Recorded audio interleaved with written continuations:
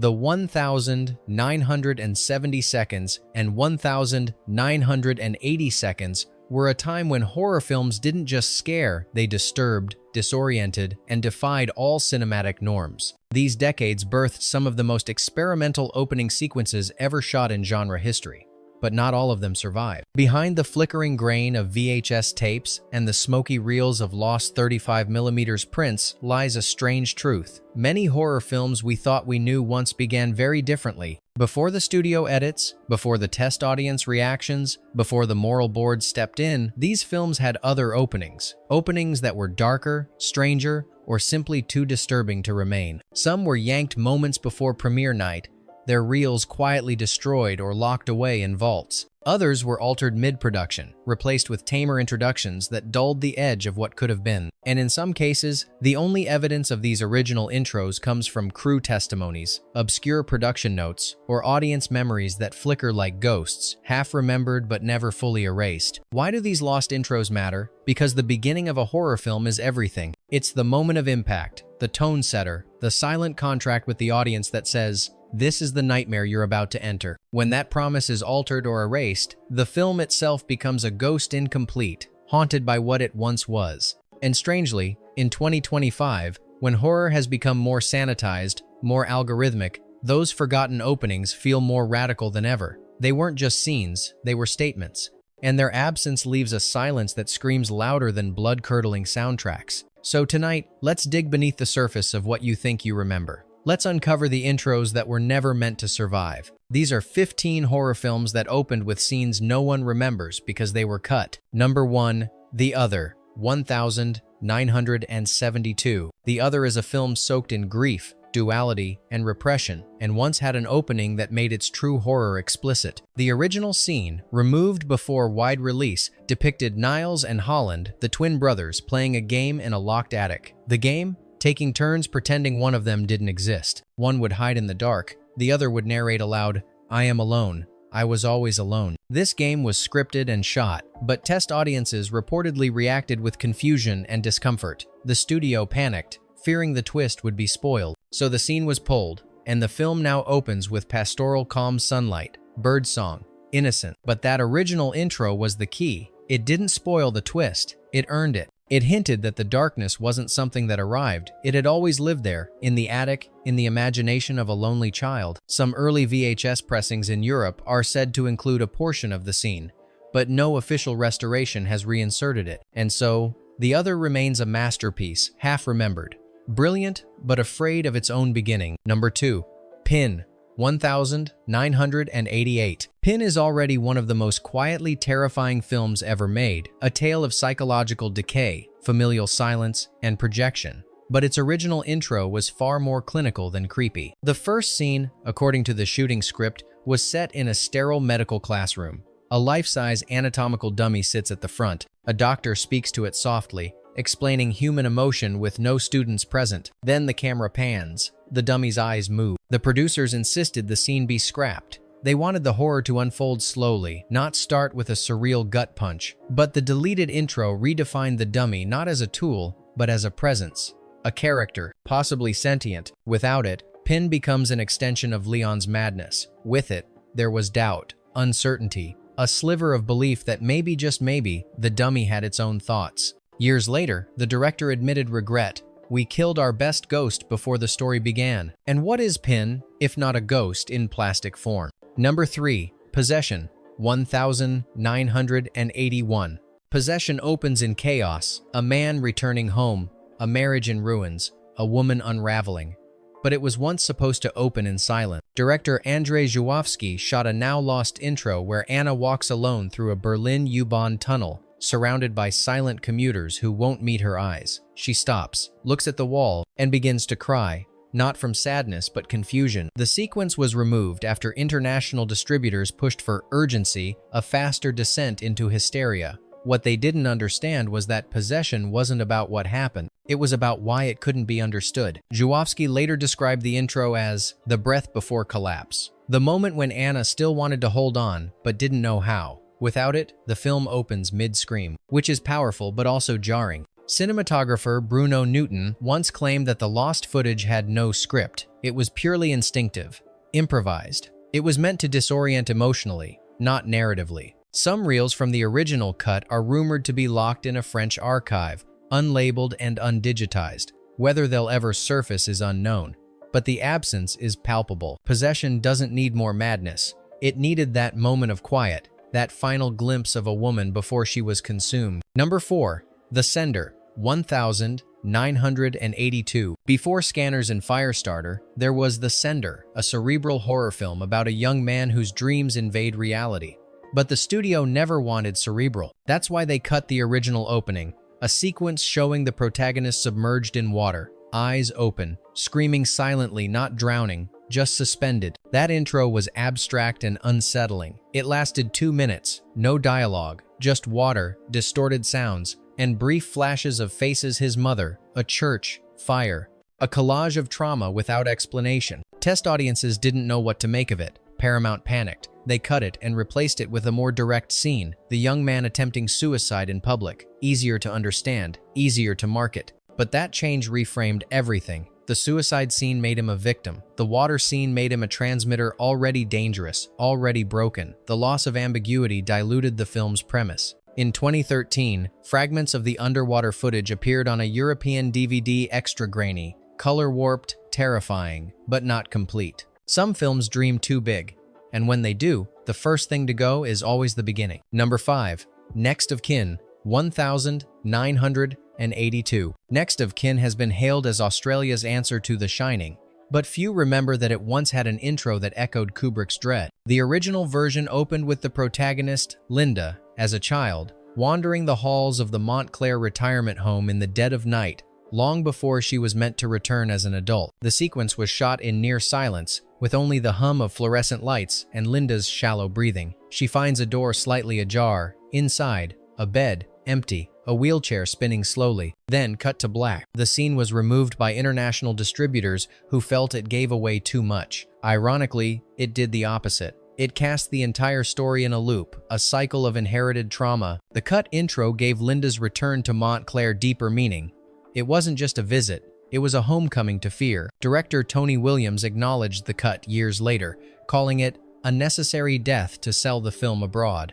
No known footage of the original opening exists today, but in the film's echoing corridors and mirrored halls, that scene still lingers, a memory we're not allowed to have. Number 6. Eyes of Fire, 1983. Eyes of Fire is already a fever dream of early American folklore, all moss, madness, and religious dread. But it once began with a moment of stillness. In the original cut, the film opened with a slow shot of trees hanging upside down. Birds flew backward. A girl walked into frame and whispered, "It's already inside you." That surreal intro was meant to disorient, not explain.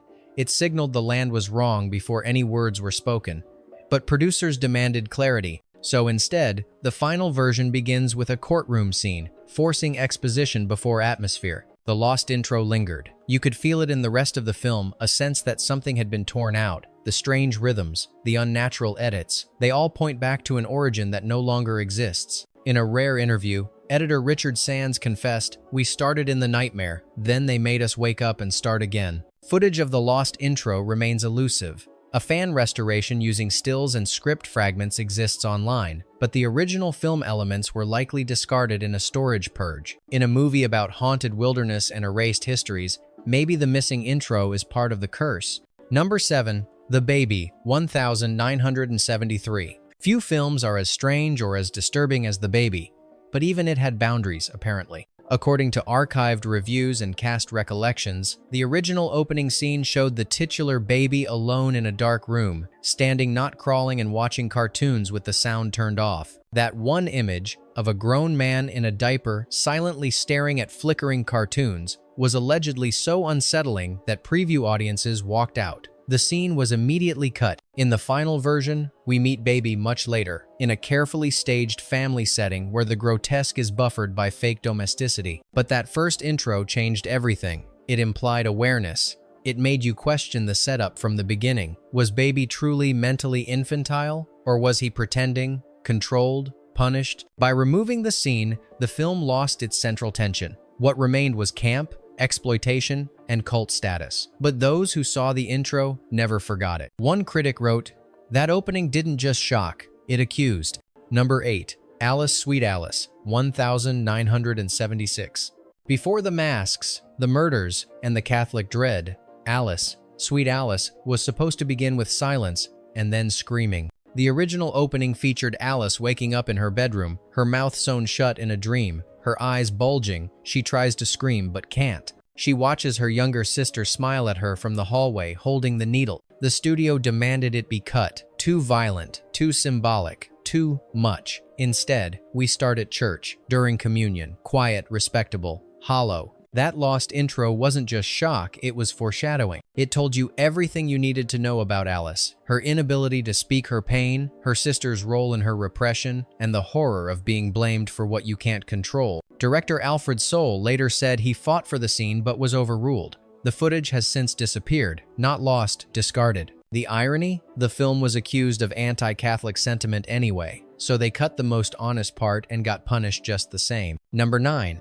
Don't Go to Sleep, 1982. In its original test screening form, Don't Go to Sleep opened with a quiet, jarring image, a single shoe lying in the middle of a burned mattress. No music, no context, just smoke, embers, and stillness. Then a whisper, "She's not gone." That's it.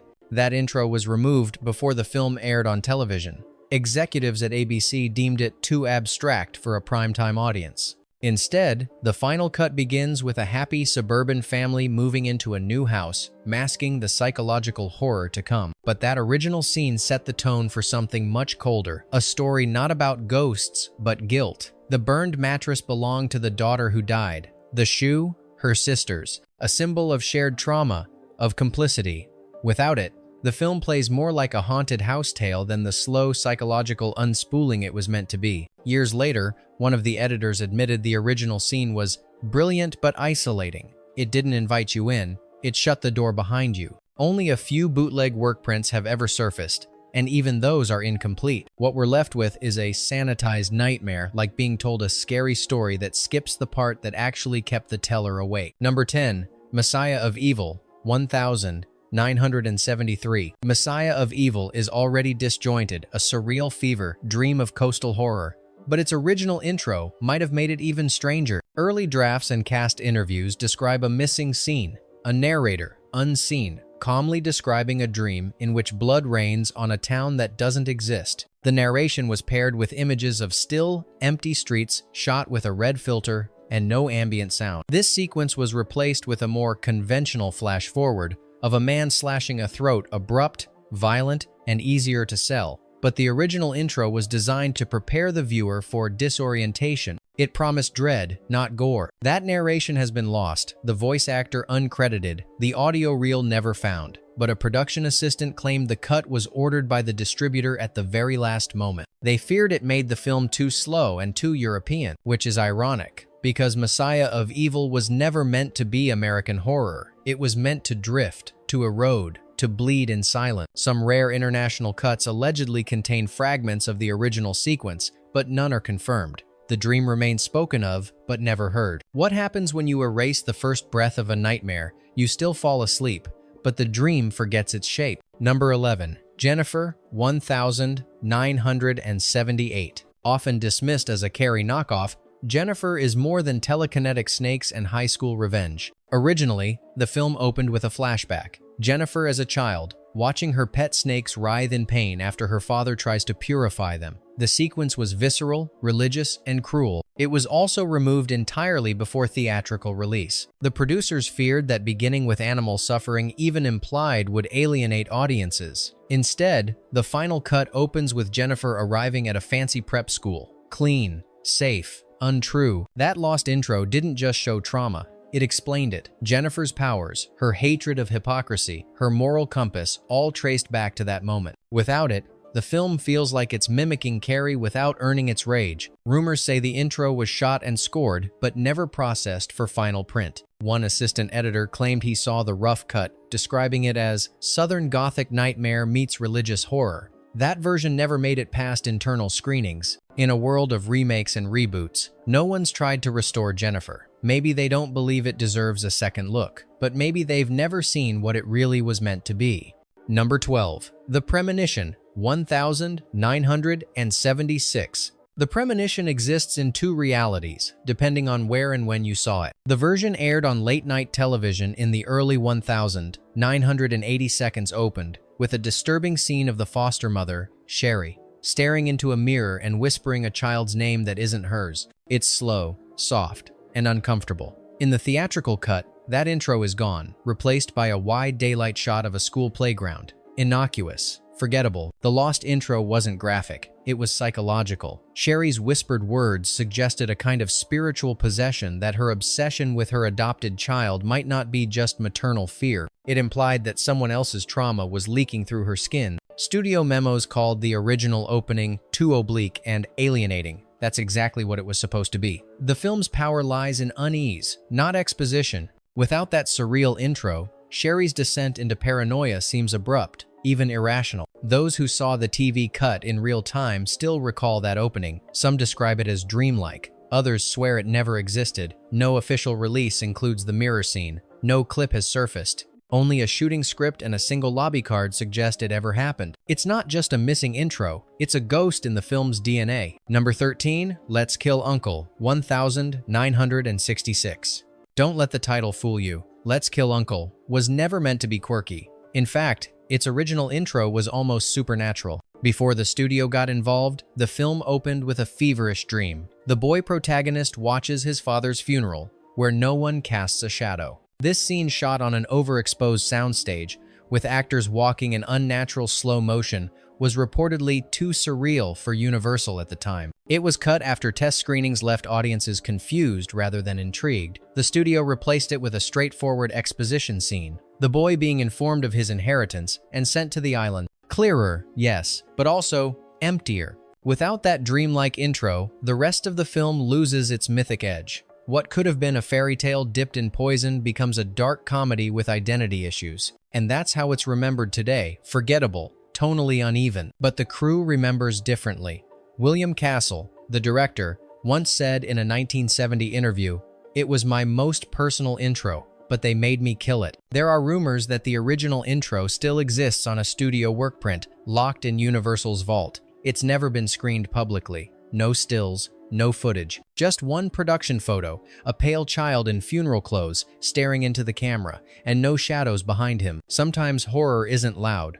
Sometimes it's quiet and then taken away. Number 14, The Pix, 1973. The Pix is a mystery film, but only because someone made it one. In its original structure, the movie began with a scene showing Elizabeth Lucy, the doomed call girl, waking up and praying in Latin before leaving her apartment. The studio cut this entirely, choosing instead to open with her dead body falling from a building. Instant shock. But with it, all context died too. The original intro, described in early drafts and directors' interviews, was deliberately spiritual, not religious, but unsettling. Her prayer wasn't a confession, it was a warning. And it hinted that she knew what was coming, that she had chosen it. By removing that, the film becomes a puzzle, but not the kind its creator intended. What was meant as a slow, spiritual descent into occult manipulation became a cold forensic mystery. Many viewers miss the satanic undercurrent entirely, and those who catch it often feel like something is missing, because something is. Even the rhythm changed.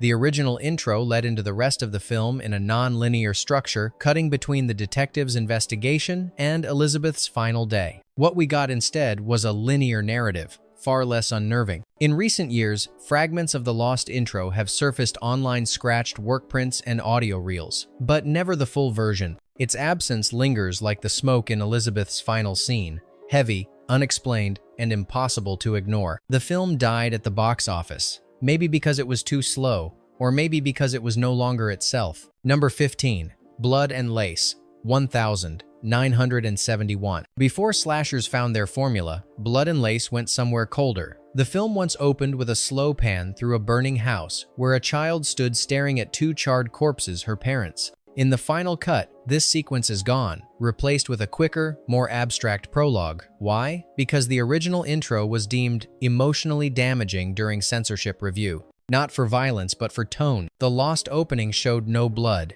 It didn't need to.